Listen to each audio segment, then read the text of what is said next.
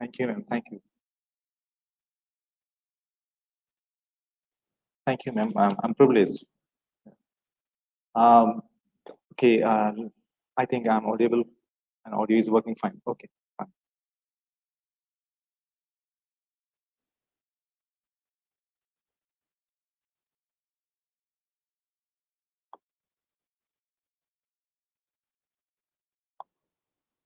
Yeah, I hope screen is visible.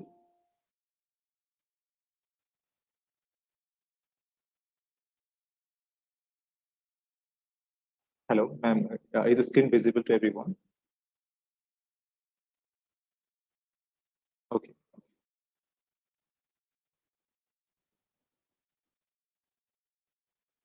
So, um, yeah. Good evening, everyone. Let me introduce you the fact that by 2050, the world population, the urban world population will reach to 3 billion. And it will be a very difficult task to manage such a huge population in your future. So how do you manage the man-made and natural resources among the human society? Be a difficult task. And there we need the help of Internet of Things. We are thinking of a smart city building, and we are a smart city which can manage all the resources among this urban area population. And on the base of it, the IoT information technology sits.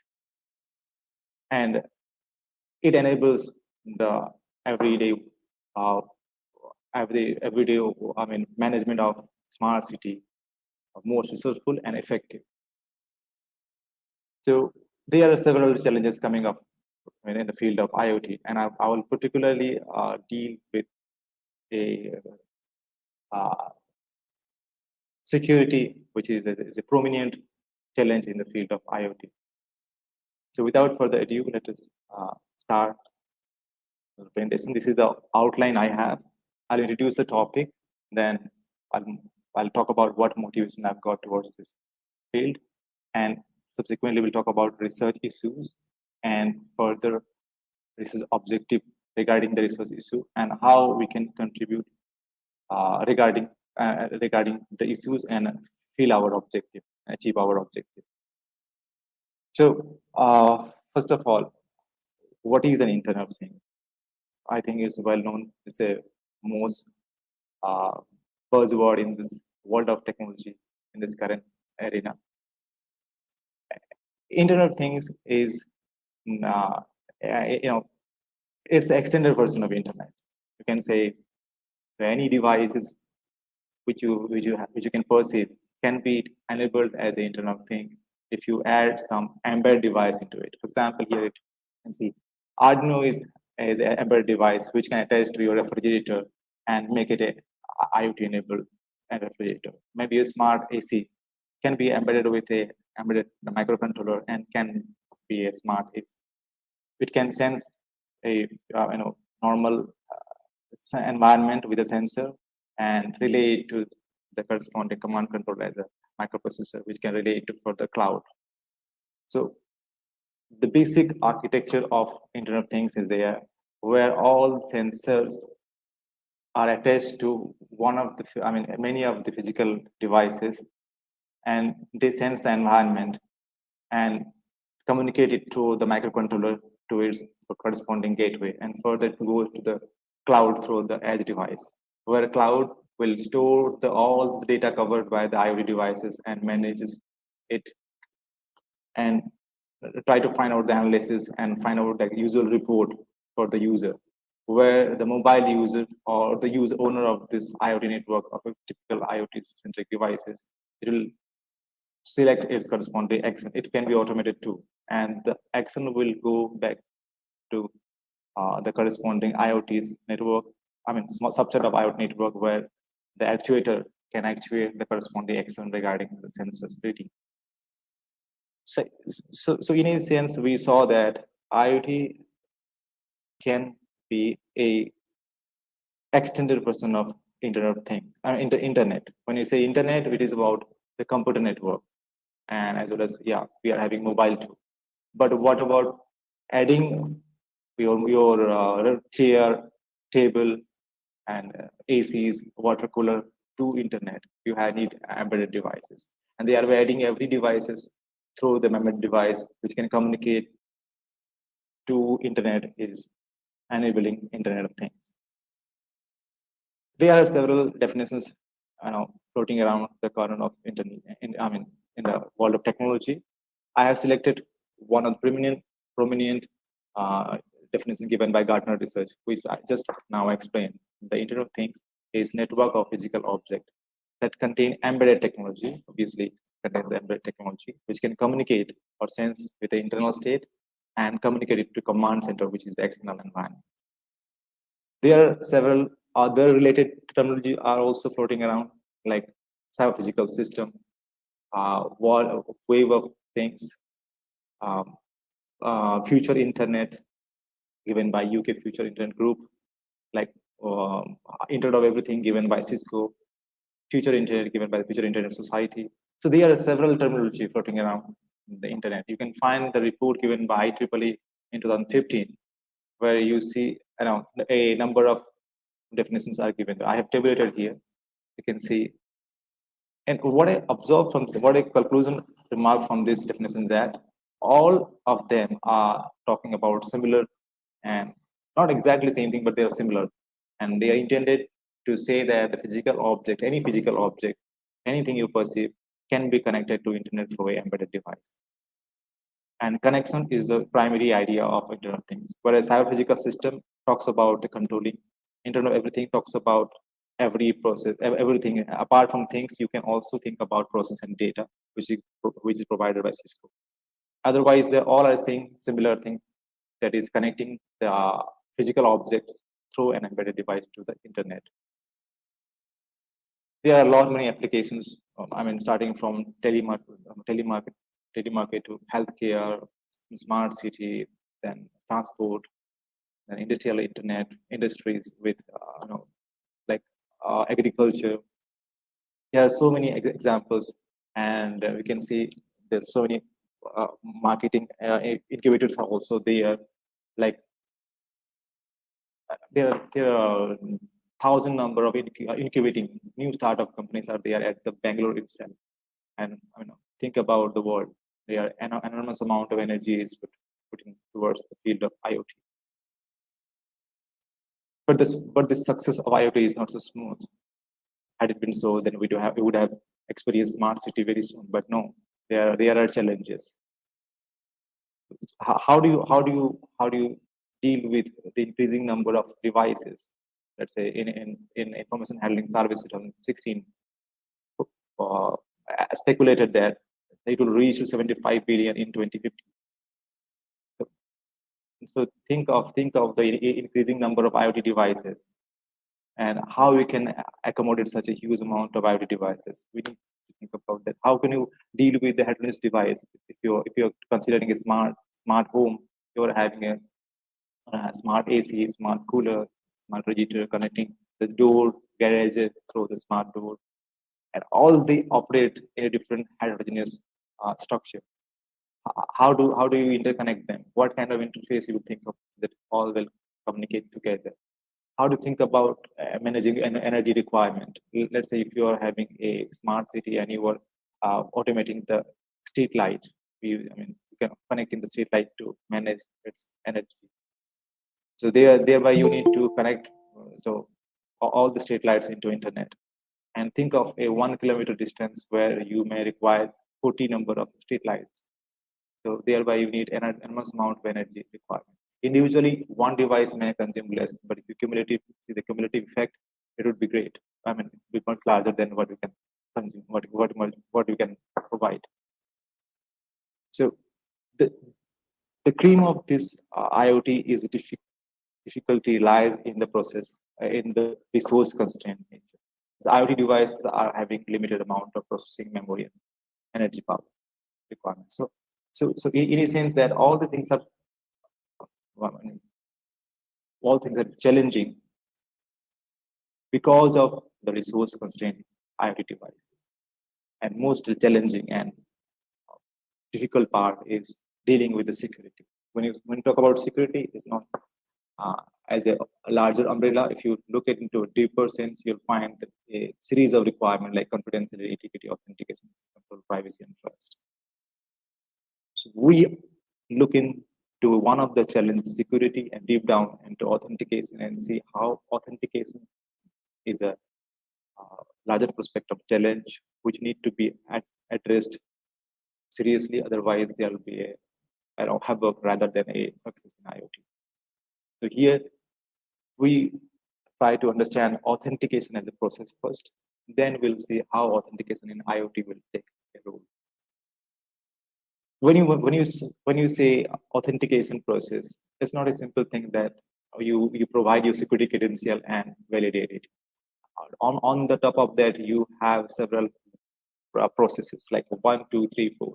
After that, you get your authentication. Then again 6, 7, 8. There are a few other steps are also required. So when you think of authentication as a system, you need to think of system setup. Authentication are mostly made up, is a series of a verification or verification system where we have given away the user credential and identity, and we prove that identity is associated with the security credential. So prior to that, we need to do system setup. Mostly these authentication mechanisms are built upon a cryptographic system, public key, private key, or shared key. So in a sense, this whether it's a public key or symmetric key cryptographic system, the long-term key has to be set up, and thereby you need to somehow secretly share the long-term key or the cryptographic key. Then whether you are having a IoT device or user, in a sense of IoT authentication, earlier you had only user registration, but nowadays you are also having IoT devices. So you need to register these IoT devices or user to the system. You can provide your secret. You can provide your normal credentials like your name, your mobile phone, and other details such as date of birth and all. And in return, the system will provide you a unique identity along with the security credential like a password or something like that. And then you, in later period, if you want to use the service of the system, then you go and provide your user identity and security credential and log in through the system. And once you log in, then you will get through this authentication process. But every communication has a vulnerability of replay attack, and many other authentication related attacks. And there comes the step fifth, where you need to do a series of to and fro communication and establish a secure session key. That is what is called key establishment. Before communicating the actual credential and everything, you need to establish a secure session key. And there comes the role of the authentication protocol. Key establishment protocol, and then you do authentication. Once you establish a secure session key, through the session key, you provide your security credential. Security credential can be of three nature. One is what you remember, what you possess like password or some kind of card or anything, what you possess. What you are, like your biometric behavior, like fingerprint, iris, your face structure, everything. It can also be physiological biometric. One is behavioral biometric. These are physiological biometric, like fingerprint, iris. These are physiological biometric. There are behavioral biometric too. It can be your writing style. You can be your typing speed. It can be your movement, your head, and something like that. Whatsoever that is what you are. Then something which you possess, something like you possess a credit card. Then, or you might have a swiping card, which I can use to go to a particular confidential section, like an examination. I have a security credential card. I can go and swap there and I enter into the confidential section. There, I need to possess something to have the access. So anyhow, we do authentication with these kind of security credential. Something you know, something you possess, and something you are. This is the fifth step is done. But what if the user want to change its password or required to change the biometric. He is not, not using this thumb anymore due to some reason, and is trying to use some other thumb. Biometric change has to be done. So there has to be protocol properly defined to change this, to adopt this kind of biometric change or this kind of password security credential change. Then, what if the user device is out of the system? Like I'm currently working in this university, but after a certain interval of time, I may change my work or I may go somewhere else. Then I must be deregistered from accessing the conferencing section. My smart cards must be revoked. My access must be denied when I re-enter into the system after not being part of it. And you think of a scenario when you are mobile in nature. How do you handle a mobile device while authentication? Like think about a vehicular ad hoc network, or think of a device or a node which is mobile in nature, like car, or a person with a mobile phone. How do you authenticate through a mobile node? Thereby you need proper mechanism to handle this kind of authentication. Example, drone authentication. You need a separate kind of authentication mechanism to deal with their space coordination. So in a sense, it's not about validating the security credential along with the identity. It's also about registration, setup, making the long-term key, and also incorporating biometric password change. Also about think about the deregistration of the user and dynamic sensing node addition. There are a number of protocols are there in the field of security, authentication, security protocol, and they are based on some long-term key. As I told at the outset, you have to have system setup, and system setup can be on symmetric key, can be on public key crypto system, can be a multi-party crypto system, can be based on password. So when you think of a symmetric key crypto system, then you do key establishment. You first of all, before going for any authentication, entity authentication, you need to authenticate the session. You need to establish a session, secure session key. And while doing that, you may take the help of server. You send a participating author's address to the server. Server will create the session key and send back to you. And so by you transmit the session key to other party and get a secure session key. However, there are several protocols are designed on the basis of this, so server and serverless and multiple server. And then we go for entity authentication. Similarly, if you think of a setup, authentication setup on public crypto system, then again, you go for key establishment, where the key can be created by one party and can be transported to other, can be communicated to other party. There's a key transport. And there is a possibility like DeFi element key agreement protocol, where all the party will participate in the protocol and it all together get a all together compute a new key which will be acting as a session key for the session. And then they can go for entity authentication. Similarly, in case of conference key, if you are considering more than one party in communication, let's say in a usual train, you have sender and receiver, two-party communication. But what if you are having three-party and all they want to become authenticated common communication center, which is in practice in the field of Internet of Things. You need a number of devices. They want to communicate with one another, and they all need to be authenticated from one another.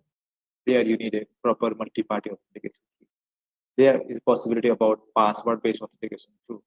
So, in a sense, what I would like to say is that there are different types of authentication protocol based on the system setup. Maybe a symmetric key, cryptographic based entity key establishment. Then we can go for entity authentication. There may be a public key establishment, or key transport, or key agreement protocol. Then we can go for entity authentication, or we may go for a multi-party authentication by using public key or private keys, public key or symmetric key system. All these protocols which we are seeing enlisted here are not suitable in IoT devices, because all these protocols are for Internet of Things, Internet, not Internet of Things. Internet, we are using computers, which are resourceful. We have enough amount of memory and processing power. But what if you want to authenticate a a refrigerator by using simple Arduino, by adding a embedded microcontroller? You have a 32 KB to 128 KB of memory. How can you do a public cryptographic like operation, such a complex operation using such a small memory and some limited amount of megahertz of processing power? So you need a separate other kind of solution for this. You need a lightweight crypto system for this. To understand every security system, you go and devise a protocol, right? Fine, that is okay. But how do you analyze, how to prove that your protocol or the security system that you device is robust enough to mitigate the attacks, robust enough to deal with the threats coming up?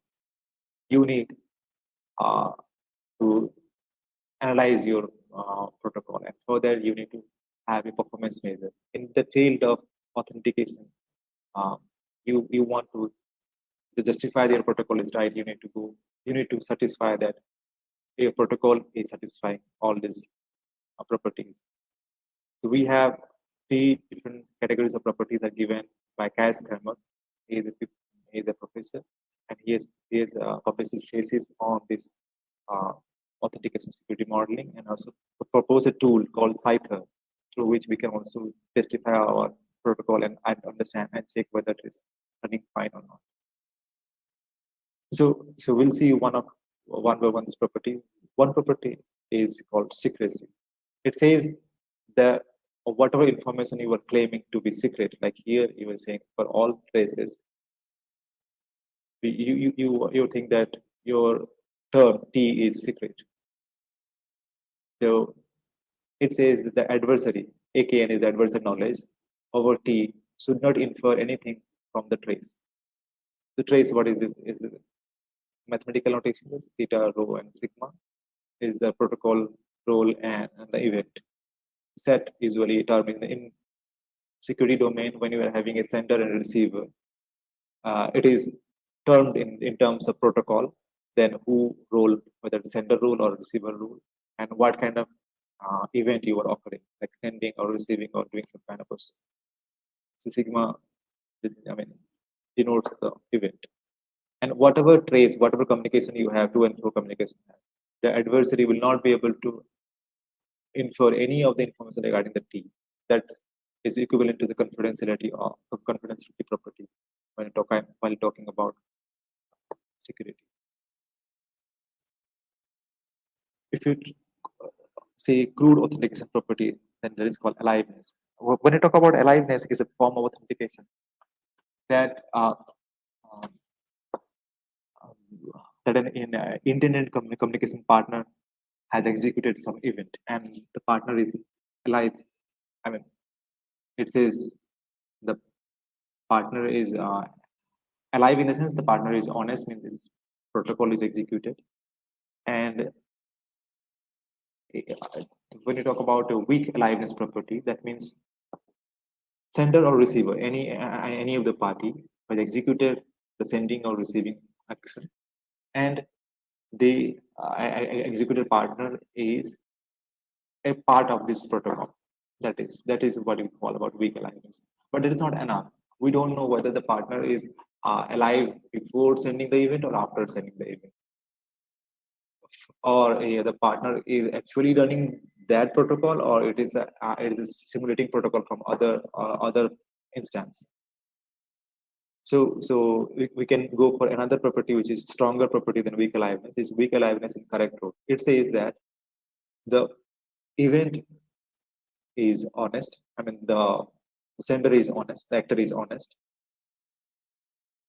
and executed the event. I mean, that was alive, and it has executed from the protocol where it claimed. More stronger property is recent aliveness, which talks about the aliveness of the actor before an event and after the claim.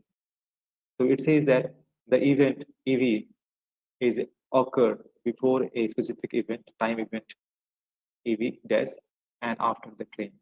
That means after the claim, we understood that the event is occurred and it is sandwiched up within an event EV dash.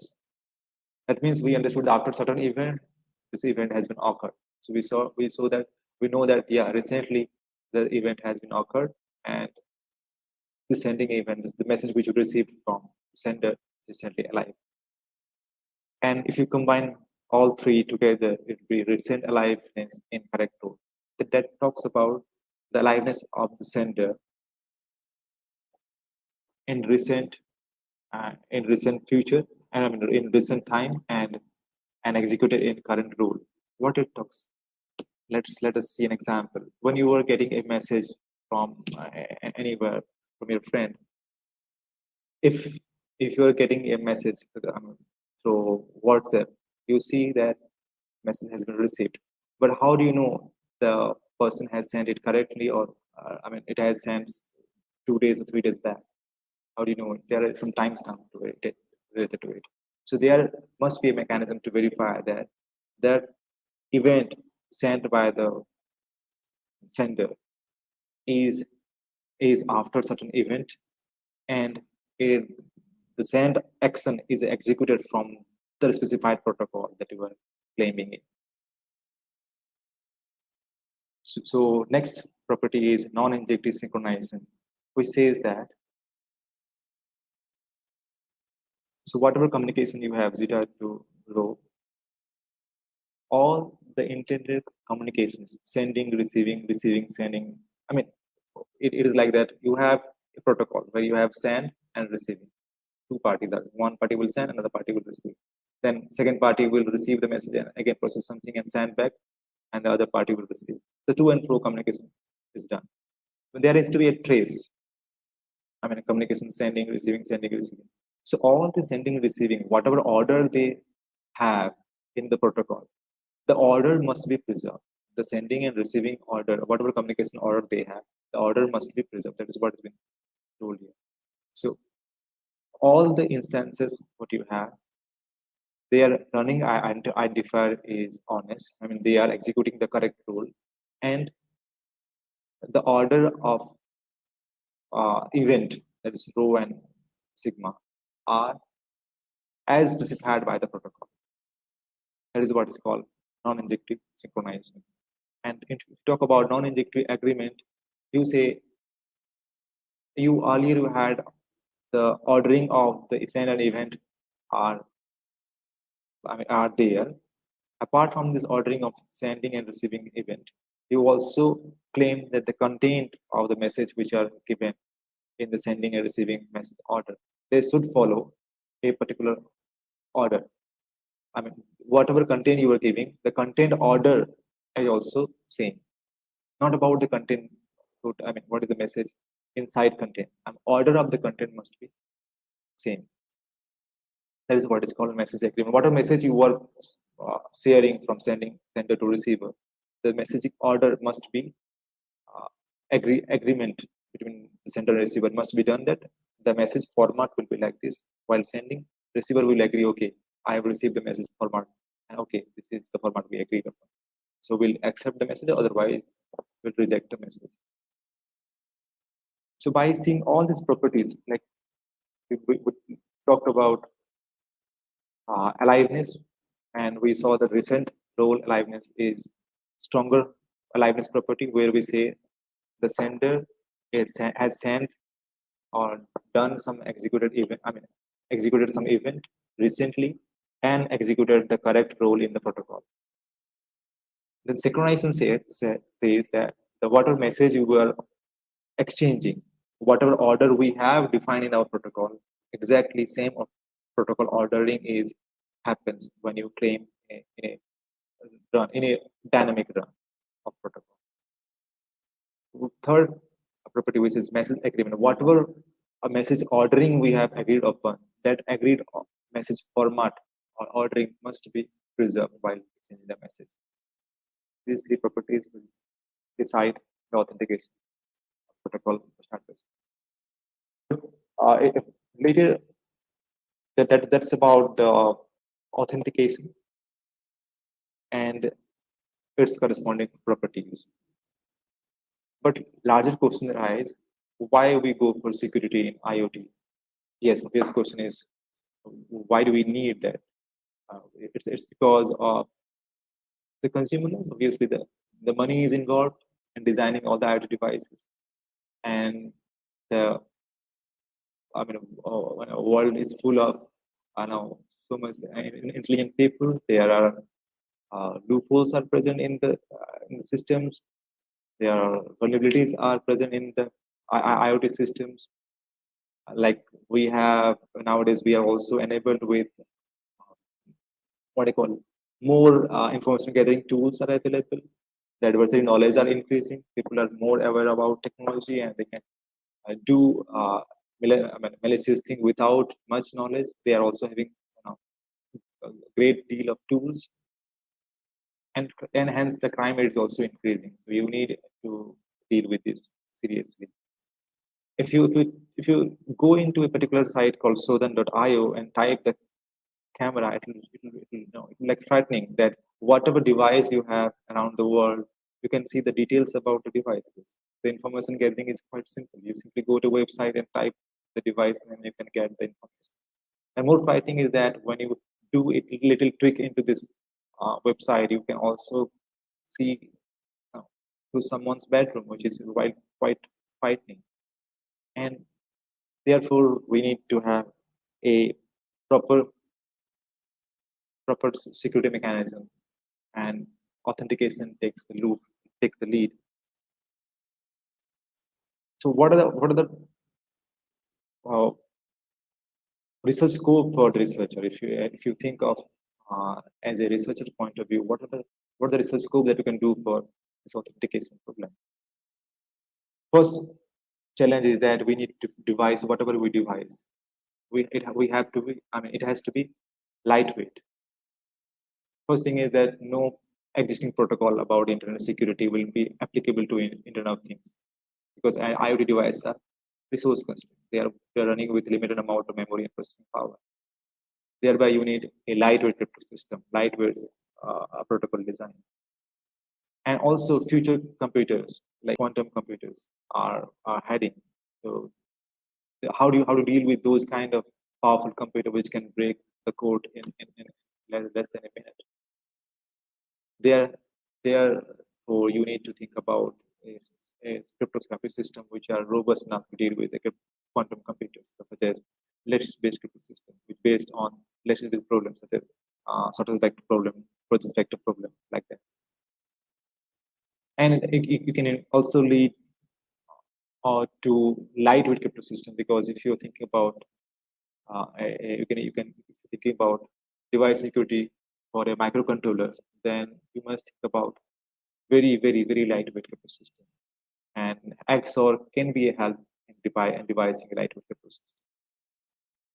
Moreover, IoT devices are associated with a user, so you can take a multi-factor authentication where you can also use the biometric of the user as well as the device identity. Together, two-factor can be used for authentication.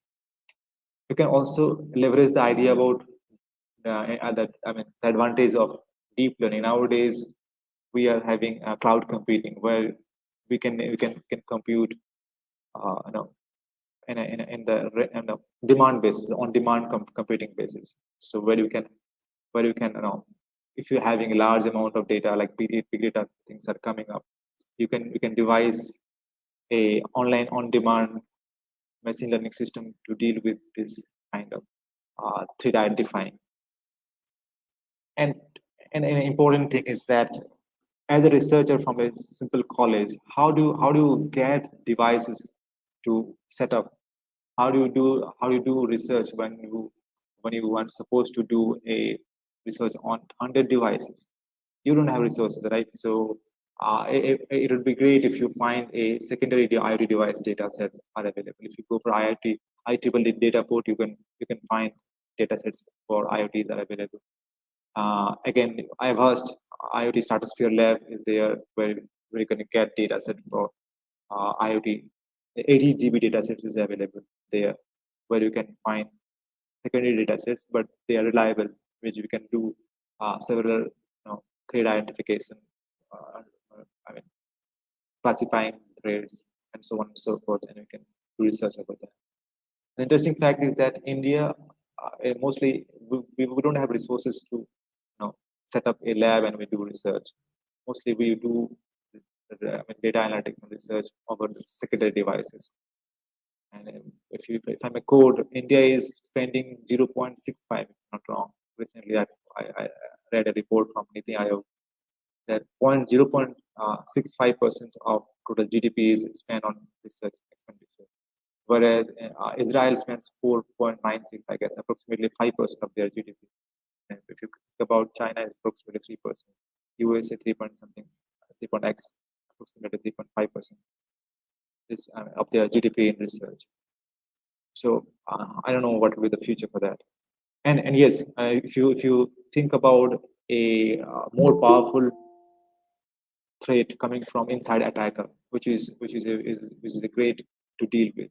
So therefore, you may take the help of continuous authentication mechanism and take the help of machine learning tool like sequence learning, like long short-term memory module, which is a recursive neural network model, which can learn the sequence pretty well.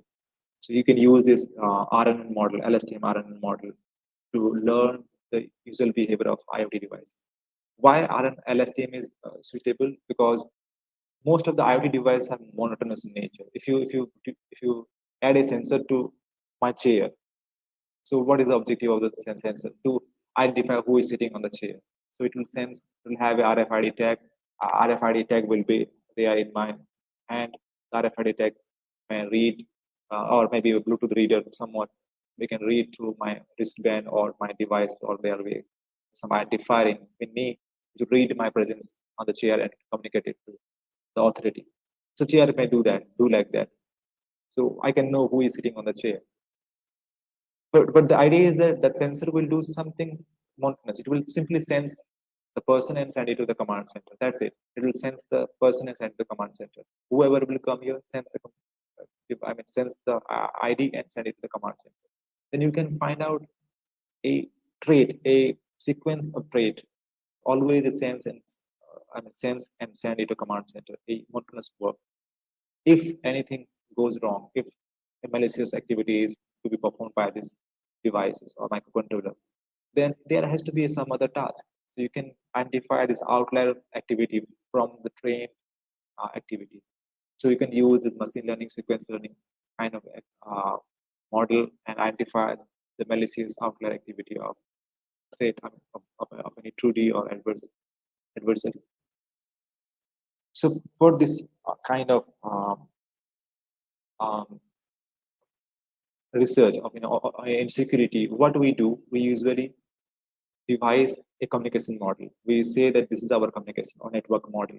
So here is a typical network model we have taken. It's a healthcare system where a patient is there. It is embedded with so many sensors. It is represented by a smartphone connected to a IoT-enabled medical equipment, which connected to the IoT gateway of the hospital and hence connected to the internet through the internet gateway, and there's a cloud servers there to analyze the data.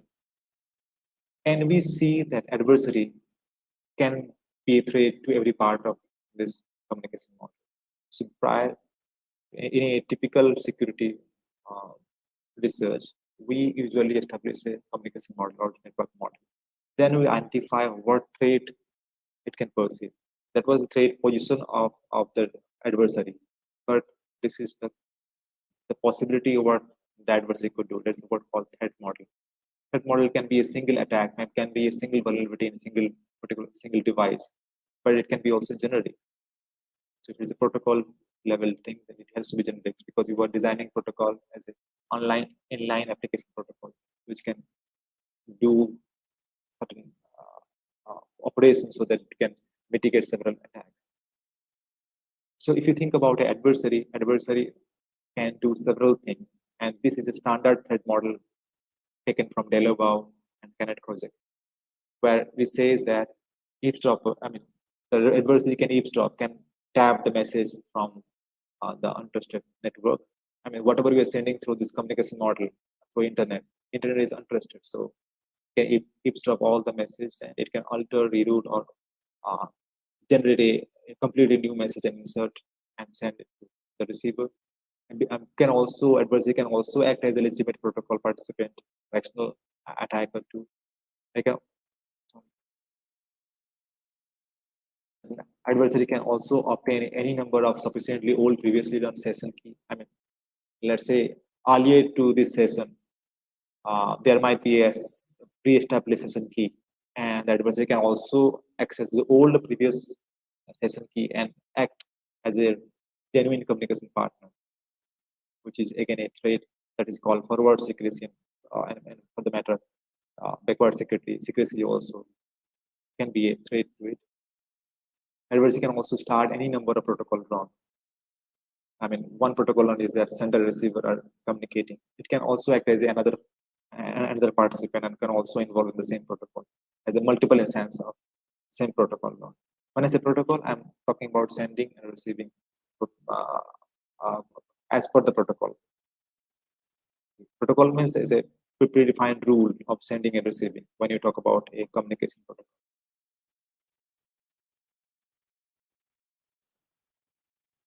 So these adversaries activities can lead to these many attacks. Attack can be from a malicious activity, from a malicious IoT node, internal or external.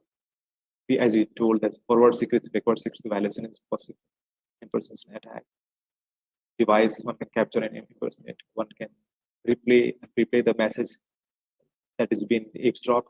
They can also take the device and offline try to crack the password. They can be inside attacker, which can take hold of any device and do some malicious. There's future quantum computer which can break the existing cryptographic system and find out the comprehensive message, and hence everything will vanish. There is a rigorous requirement of alternate thing required for key management, because how do you provide secret key or symmetric key or public key to a huge number of IoT devices? Let's say you have 1,000 IoT devices. How do you manage key among these 1,000 IoT devices? There has to be an alternate mechanism to deal with this long-term key management. And after all the system, the crypto system, whatever you design, it has to be lightweight. It has um, to be feasible for a small scale microcontroller device. These are the major challenges in the field of IoT authentication. And thereby, I have collectively made 5 objectives to deal with all this kind of and these challenges. So which is diagrammatically represented in this picture. It says that the first objective talks about establishing a secure symmetric key using a XOR and biometric based authentication between IoT user and IoT device. So this first uh, objective is to establish a secure communication between the user in the sense the smartphone. The smartphone is representative of the user, and the sensor attached to the human body. So it's a body area network communication. And here you can only use a small set of lightweight cryptographic operation, which is XOR is the best suitable for it. Simply you XOR with some random key and you get a ciphertext. Okay, the second work is comprising of a lightweight multi-party authentication and key establishment protocol, which says that 4 parties are involved, like smartphone, IoT-enabled test equipment, gateway, and the user. 4 parties are involved in a communication scene, a synchronous communication, and all they go through series of to and fro communication and share a session key. And through establishing session key, they can go for authentication and access control. Then the third work is addresses the inside attacker, which is the most powerful attacker in a network system. You can handle the external attacker, but what about the internal attacker who is already a legitimate partner within the system? it can go and access another resource or access the server and do something malicious. Thereby, you need some surveillance system. The surveillance system has to be continuous, has to be continuously authenticating the IoT devices or users in the system. So thereby, you need a deep learning machine. So chapter third, the third work of our is emphasis on deep learning technique, which can continuously monitor the devices or user, identify any malicious activity of it. The fourth work takes care of the external attack by analyzing the network activity of each IoT device. Mostly the IoT device or any whatever IoT device you have, whatever message you are sending, mostly you can use application layer encryption scheme. You can encrypt the data while sending out of this network. But therefore, whatever you want to find out the trace of malicious activities, you can go by the network data and trace down if if there is any malicious activities happening. You can use, as I earlier explained, possibility of LSTM, which is a great sequence learner, and CNN, which is a great extracting the features from a unstructured data. You can combine together and find out the authentication related data attacks in the IoT network. The fifth work takes care of external user and authenticates them as a symmetry key based authentication system. And do this with efficient protocol. So these are the five what do you call five different contributions which achieves all the research activity that we have set for our authentication requirement. And we have designed this as our thesis structure. We had contribution, all these contributions are written here, like contribution 2, contribution 3, like we have 5 contributions.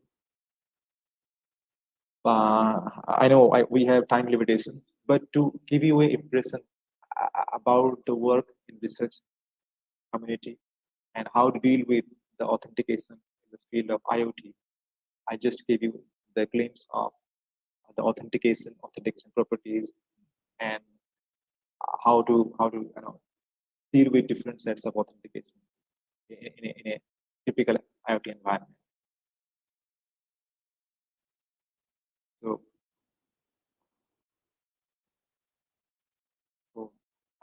These are one more thing. But whatever we do as a research, we also need international approval. We go to research community and we get our approval. So similarly, we organize in such a way that chapter wise we have presented and we published our content, whatever we have in our thesis. Chapter 1, chapter 2, chapter 3, chapter 4, chapter 5. So, and chapter 6 is for literature survey. So whatever we have, we need to get the approval from the research community. And then we said, as I didn't explain what are the contribution I made, it will be futile to discuss about the conclusion. Whatsoever, I can say that this authentication is still is an existing challenge in the field of IoT. Still, a lot of incremental research can be done, including additional newer technology like blockchain. People are still working on that. How do they use the central system and authenticate is a large volume of devices in a central system in a distributed construct. And one can also go and look for privacy of user data. Whenever you are doing any authentication, you are sending some credential. You are providing security credential to the system, and the system may misuse the private data, the information which you supply, like date of birth, your location. Sometimes you supply your location. Sometimes you give your name and place and information and where you are, what are the activities you are doing. Some authentication mechanism also takes care of your activities. You press down your activity to learn it dynamically. So thereby you need a privacy handling mechanism. How do you deal with this privacy? And one of the idea is homomorphic encryption. Homomorphic encryption can be helpful in finding privacy in IoT and in IoT environment. I will still, um, if I if I can consume 2 more minutes, I can talk about my second contribution, which is a lightweight multi-party authentication.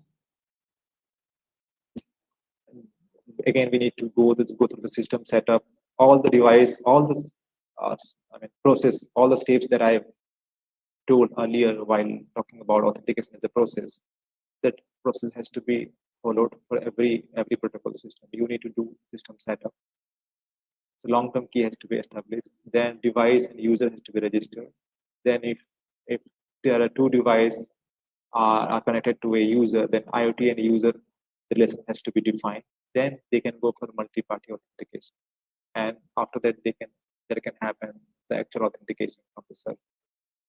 So in a multi-party key establishment, you go through certain to and fro communication, and at last you come up with some secret session key, and the session key will be available to every party. And every party, if every party is participating in the communication, that will be called key agreement. So anyhow, you do key agreement, then you write the protocol like this. This is what a protocol I was talking about. A protocol, all protocol rules are UDEC, 4 parties are there, and they go through this send and receive operation. So when someone will send, someone will receive, again someone will send back, like that. So all these properties has to be properly checked, like secrecy, non-executive agreement, non-synchronized for every party to be checked. And Scyther, like Scyther, there are other tools like Avispa, Xamarin, or Proberib, and so on and so forth. Like you are also having mathematical model checking, like FTR, Murphy, Brutus. There are so many mathematical models. Like Ben logic, Guru's Avadhanidam, also one of the logic rules, which can be applied as a mathematical proof for your protocol. Anyhow, you do all these things. You may also need to have a test bed. You can implement your existing protocol. Then, then if you are using a long-term key setup, like we have used a lattice-based crypto system while designing this, and we are claiming this is lightweight and identity-based encryption. And we can also go and think of homomorphic encryption too. We haven't implemented this homomorphic encryption, but this can be a future work to provide privacy in this communication protocol. And we can also, those who are thinking of doing research, it will be a great idea to think about this identity-based encryption, where any device with the MAC ID can be treated as a public key. You don't need to go to the server and get your public key. So there is a burden for additional key management will be removed by using identity-based encryption. Only once you are buy a device, you go and set up, that is done. After that, you don't need to go and get the public key anywhere. It's once you have the MAC ID of device, that is the public key for that communication. So that further analysis has to be done, and your subsequent objective need to be achieved. So that is it. If there is any further questions, then I'm happy to answer it.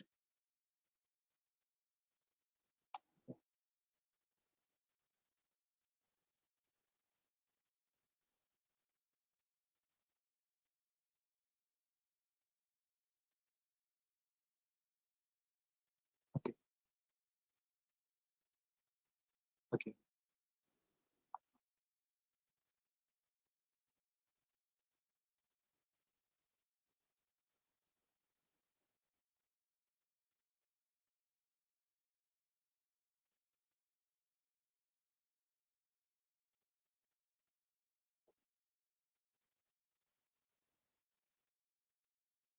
Uh, See, mostly like if you're thinking about time complexity, this this is if you think about AES algorithm or DES algorithm, they operate over the basic operation. So their uh, algorithm complexity will be order of n, mostly order of n, or even more constant even sometimes. But if you think about public ecosystem, there you may need a order may reach to you know, polynomial or maybe polynomial time, which in yes.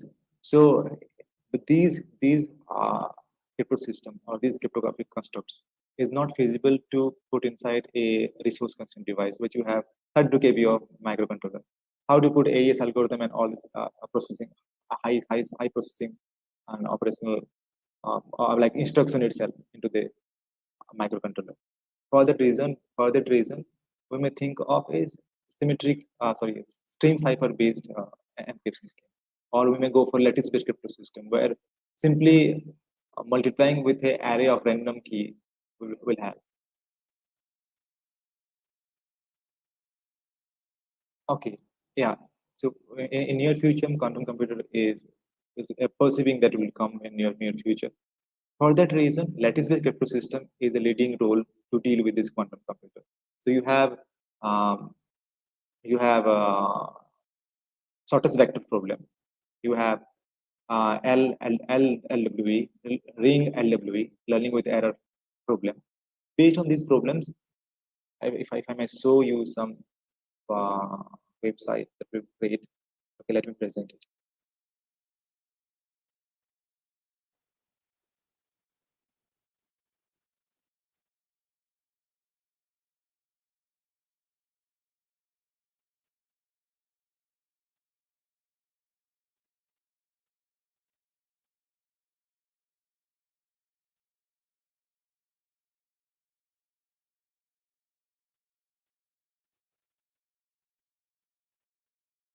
Yeah, you see, this is a encryption scheme. It's a simple demo using LWE. And if you think that what operations we have, only this much. Simply you take a array and add something, add to the array and multiply, nothing else. So this is such a strong concept. You can do simply subtraction and multiplication. You don't even do like what you do in an electrical computer system. Most people say electrical computer system is lightweight, but no, it is more lightweight than this. You do only multiplication and addition, and thereby you can achieve such a cryptographic construct which will be dealing with the future quantum computer. It's such a robust system that we don't have any kind of no, uh, or any kind of protocol which can break quantum algorithm even to break this crypto system. But we have a quantum breaking algorithm for AES, RSA.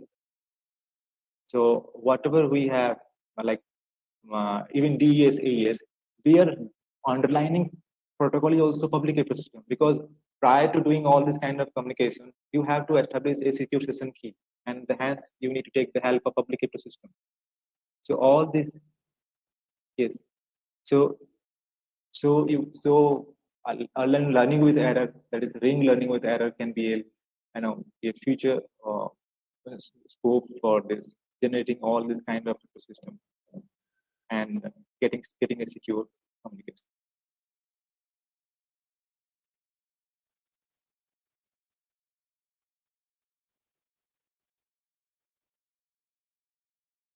Okay.